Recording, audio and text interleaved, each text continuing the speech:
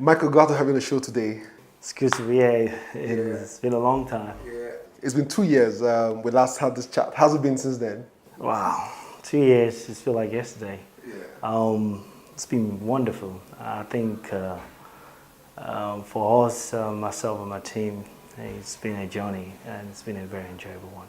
Are you happy with the pace of the growth in the ecosystem today? Well, without sounding too complacent, I'm ecstatic. I think that we have grown on our own projection by 233%.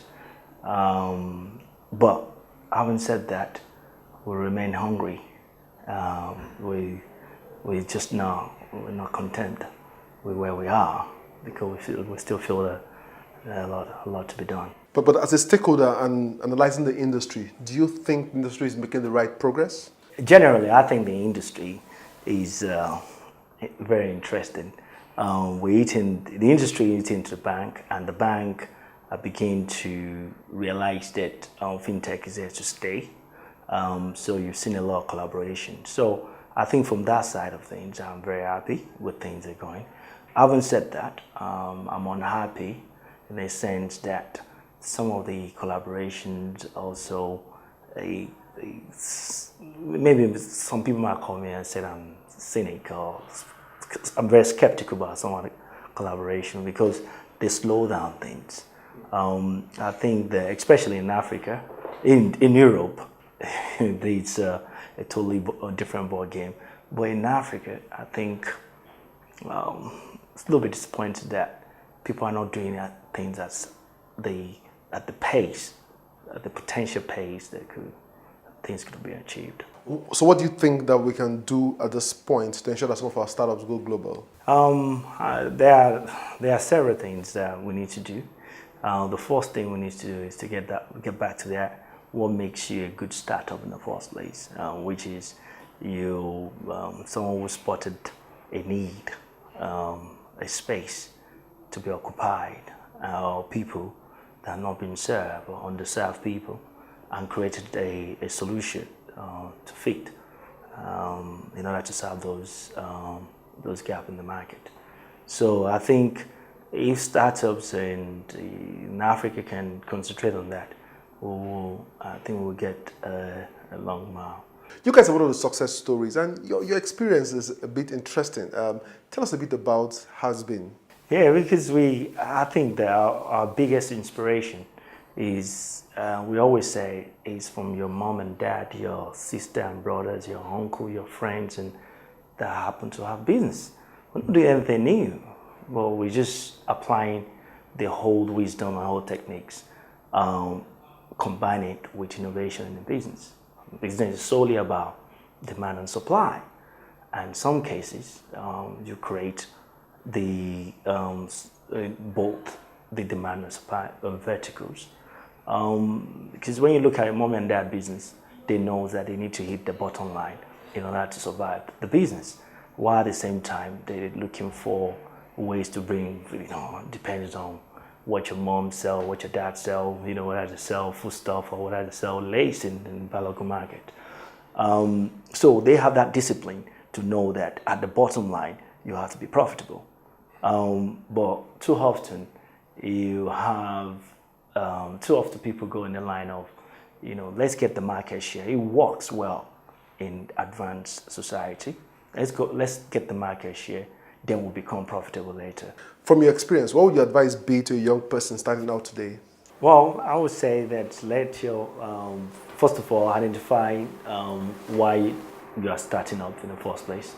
I think that starting a company might not be for everyone, but if you're very clear and you have a very good product or service that you're trying to introduce to the market, you need to ensure that you go through your MVP stage of your process, then customization, then monetization aspect of it. And obviously, most people, when they start up things, they're always short of money, but they're full of ideas and energy. Those idea energy, you can harness it to really, really create a good vibes with teams. So I would say team also important. So at the heart of that is about providing that first-class service experience to your would-be buyer. Let's talk a bit about your expansion into other countries. Why that move? All right, okay. For us, I think that we have the benefit. We started in 2012, and we have the benefit of having so much millions of data.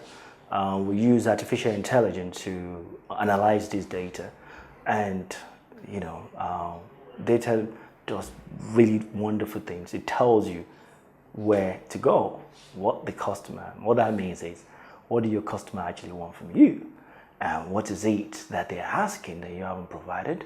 So we'll put data from our customer service, the data of the request that we denied, that we used to deny and stuff. We collated all this information together and to come out to see where our market actually is. It would be interesting to know if you source for your technology locally or internationally.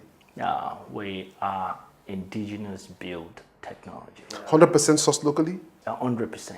In fact, although we do have international staff, But the core are built with Nigerian fingers programming. Yes, within our team, we're a very diverse team. In fact, I always said that we represent what Nigeria could be when we all work together. Because within my team, we have Yoruba, Igbo, Hausa, and South, as well combined with British and Canadian. That's the director. Within the team itself, majority of our technology back-end developers are core Nigerian young guys. If you may recall, we are the official sponsor of NACOS, which is Nigerian Association for Computer Students. And the reason why we feel we want to see how can we play our part in changing direction and story in this country.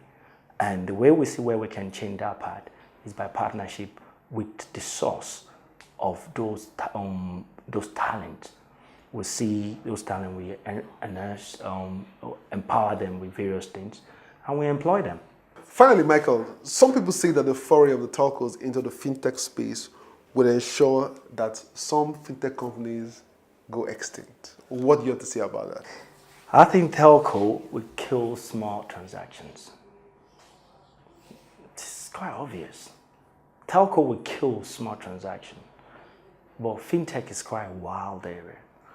I'm not going to use telco when I want to transfer $2 million to you or $1 million to you and stuff. I'm not going to use telco for that.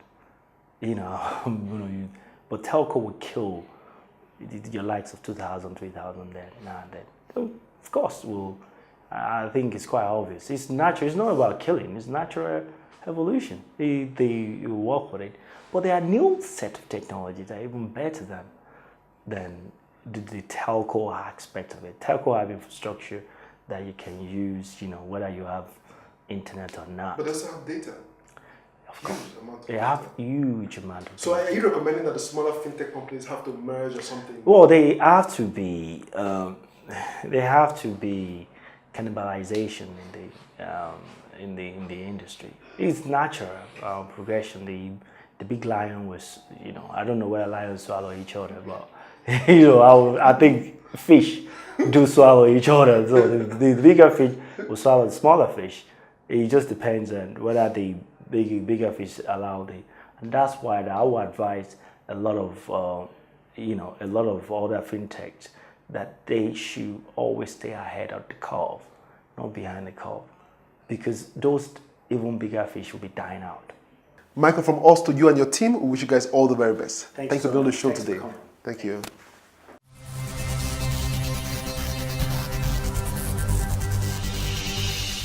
That was Michael Simeon, CEO of VoguePay, a startup that has bootstrapped its way to stability, leveraging technology and a good team spirit. While it's important to raise funds for your startup, it might also be better to build an enterprise that has prospects for revenue early enough. It's a wrap on this edition of the show, but the conversation continues online. Please join us on social media Remember, you can watch these and previous editions of the show on the channel's TV YouTube account or via cfablog.ng. For Tech Trends, I'm Chukwemeka Agbata.